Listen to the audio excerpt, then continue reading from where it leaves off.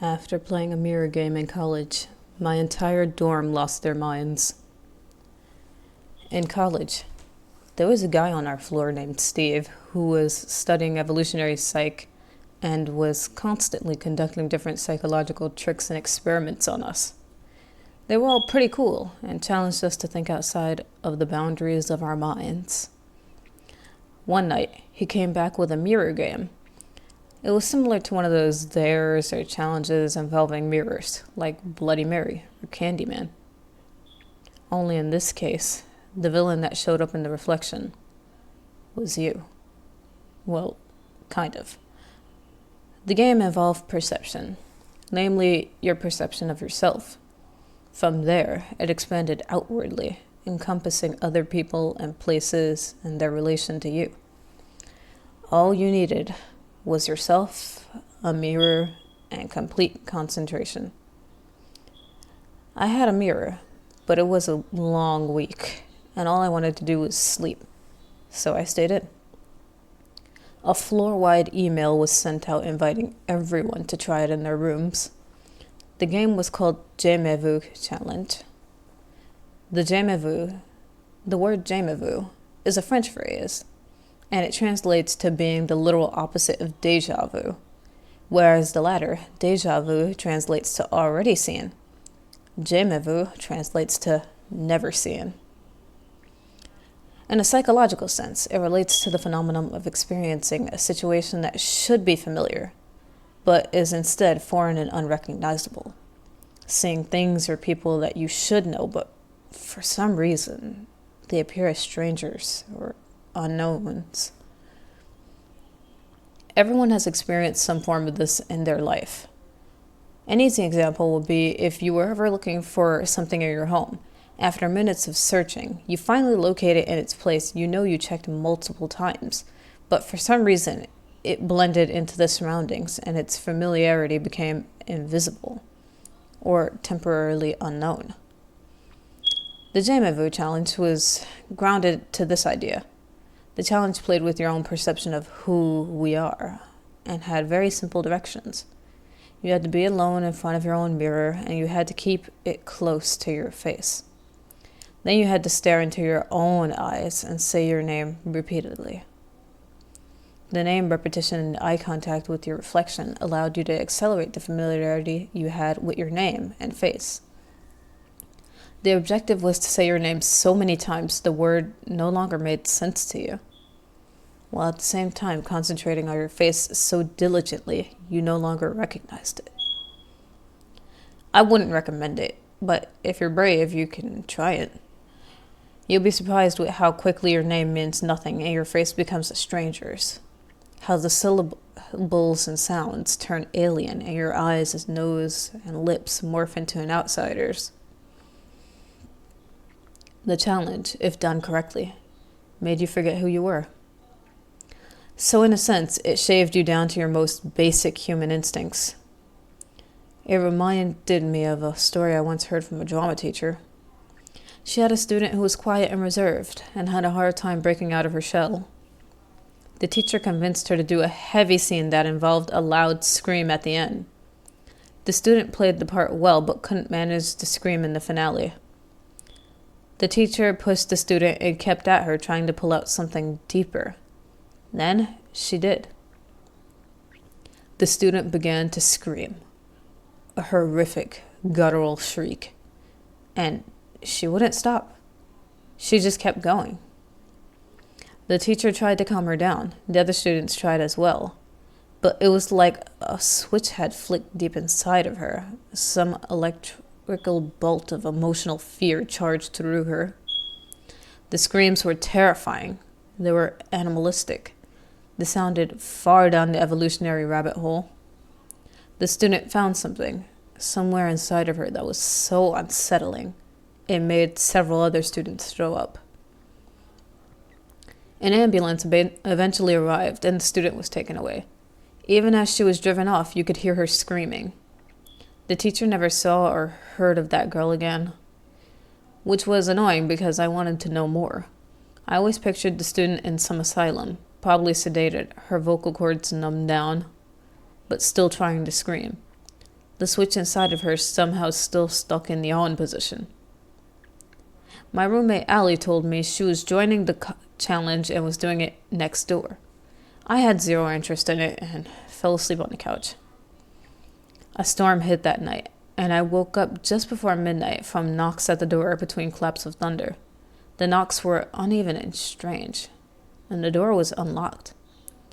I finally opened it to see Allie, but she was frazzled and nervously trembling as she looked at me. I warmly reached out to wave at her, but she pulled back.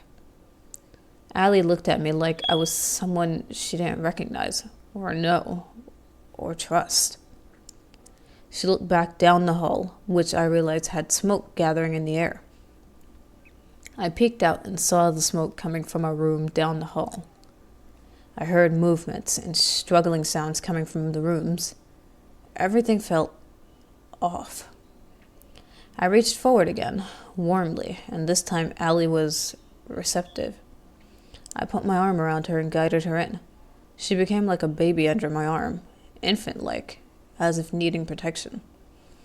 I tried to talk to Allie, but she wasn't speaking right.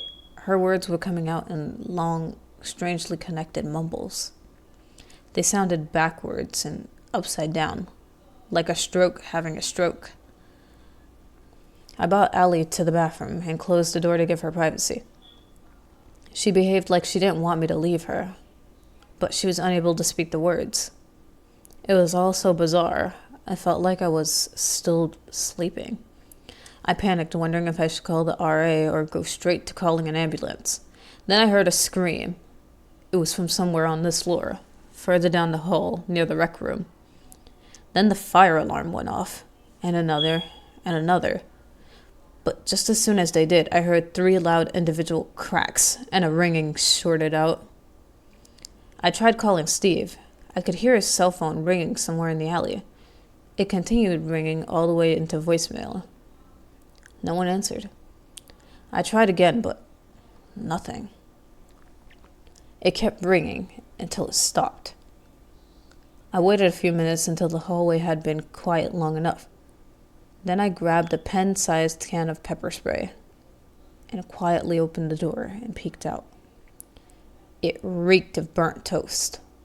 The hall was filled with smoke now, and I could barely see the next door. I crept along the wall, passing the closed doors of the other students' rooms. Behind some of the doors, there were sounds, unintelligible mumbles and cries. My plan was to go to Mary's room. She was our RA, and her room was at the far end of the hallway near the kitchen area. I continued along the hall and passed through the rec room. The TV was on, and an old episode of Jeopardy was playing. Laughlin, one of the guys on our floor, was sitting in front of the TV, staring mindlessly and mumbling the same way Allie had. He made me uneasy. He wasn't acting like the normal guy I would see shotgunning beers in the bathroom stalls. I backed up, deciding to go back to my room and try calling Mary instead. I turned back to the hallway into the cloud of smoke. There were crying sounds coming from deep within it. Between the sobs, there were jumbles and backward-sounding words. That same stroke-like cadence. It was a sad, disturbed crying that made me want to go back to my room and bolt the door. The silhouette got closer and turned into Laura, another student. Laura's room was down the hall, near the staircase. She was mumbling towards me, her hands cupped out in front of her. She was trying to speak, but she was crying through it. Laura tripped, falling forward, her hands out and pleading for some kind of sustenance. And I didn't know what to do, so I backed up. And just as I did, a new shadow appeared. It was Steve, and he had lost his mind. Steve was swinging one of his baseball bats, which was covered with blood. He himself was also covered in blood, and his clothes were torn and shredded. His eyes were wild, and he was screaming violent jumbles of words. Steve didn't see me, but he saw Laura. He grunted at her and swung the bat viciously. The bat connected with the side of Laura's head, sending her sprawling into a room. Steve followed her in, swinging the bat like he was playing whack-a-mole. Laura's screams and cries drowned out and were replaced by the slapping thud of Steve's bat against flesh and bone. I rushed across the hallway and tried making it down the hall, but Steve heard me and chased me down. Steve got a hold of me 2 doors down from my own. He had one arm around me and was trying to pull me to the ground, but I got a hand free and pulled out my pepper spray. I struggled and fought and managed to press it into one of his eyes while I was shooting it. Steve screamed and let me go. I shoved him back and ran through the smoke. I got inside my own room and locked the door. He never came to the room, but I heard him crying and hitting the walls as he patrolled the hall. I got a knife from my mini kitchen and went to go check on Allie. I found her huddled in the far end of the bathtub. She reached out to me like a child would to its mother. I spent the next hour holding her and rocking her to sleep. Campus and state police arrived and cleared all the rooms. They found us in the bathtub. Allie was still spouting out gibberish, but I could speak and told them what I knew. As we were escorted out of our room and down the hall, I saw numerous body bags in rooms and kitchens. I knew Laura had died, but it didn't hit me until then how much larger this all was. In the end, it turned out Steve had killed 7 students and R.A. Mary. Allie eventually recovered, regaining her memory of self and others. Steve went straight into an asylum. He's very lucid and normal now as well, but he has a strange animal quality to his eyes. Like everything he looked at was his prey. Most people would be terrified if they looked in the mirror, and what they saw back wasn't their face, but their character. And it's made me wonder what mine would have looked like if I had done the Jamais Vu challenge as well.